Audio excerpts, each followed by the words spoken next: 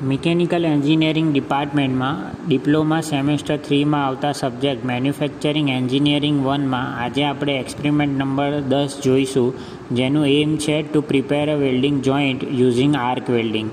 આ એક્સપેરિમેન્ટમાં આપણે જોઈશું કે આર્ક વેલ્ડિંગ કઈ રીતે થાય છે, એમાં કયા કયા ઇક્વિપમેન્ટ હોય છે અને કઈ રીતે વેલ્ડિંગનો જોઈન્ટ કરવામાં આવે છે.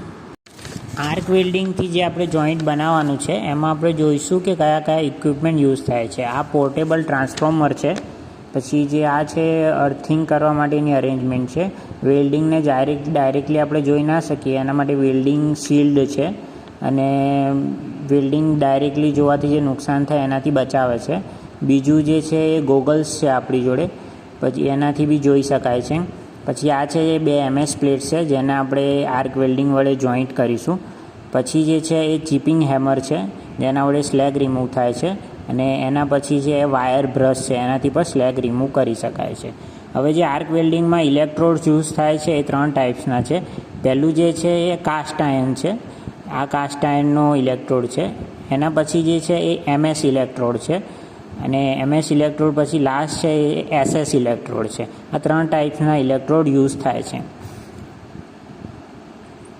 હવે જે આ 2 MS પ્લેટ્સ છે, વર્કપીસ છે આપણા, જેને આપણે આર્ક વેલ્ડિંગ વડે જોઈન્ટ કરવાનું છે. હવે જે આર્ક વેલ્ડિંગ આપણે કરવાના છે એમાં જે આ ઇલેક્ટ્રોડ છે MS ઇલેક્ટ્રોડ એ કોટેડ છે ફ્લક્સથી. એના ઉપર ફ્લક્સ કોટેડ કરેલું છે જે શિલ્ડિંગ ગેસ અથવા તો ફિલર મટીરિયલ તરીકે બી યુઝ થાય છે. ફિલર મટીરિયલ એટલે 2 વર્કપીસની વચ્ચેનો જે ગેપ છે એ ફિલર મટીરિયલથી એમાં એડ થશે અને જે એન્વેલપ જનરેટ થશે એનાથી જે છે એ ઓક્સિડેશન જે થાય છે પ્રક્રિયામાં તેના ઉપર એન્વેલપ બનાવીને ઓક્સિડેશનને રોકશે. હવે જે આ પોર્ટેબલ ટ્રાન્સફોર્મર છે એ હાઈ એમ્પિયર અને લો વોલ્ટેજ પ્રોવાઈડ કરે છે, જે આપણે આર્ક વેલ્ડિંગમાં યુઝ કરીશું. અને જે આ વોલ્ટેજ આવશે એના થ્રુ આપણે જે બેઝ મટીરિયલ છે એ અને ઇલેક્ટ્રોડ જે છે એને મેલ્ટ કરશે એટલે જે એન્વેલપ છે એ જનરેટ થશે. હવે આપણે જોઈએ જો આર્ક વેલ્ડિંગ આ રીતે થાય છે. આર્કને સ્ટ્રક કરવામાં આવે છે અને સર્કિટ કમ્પ્લીટ થવાથી આ રીતે આર્ક વેલ્ડિંગ થાય છે.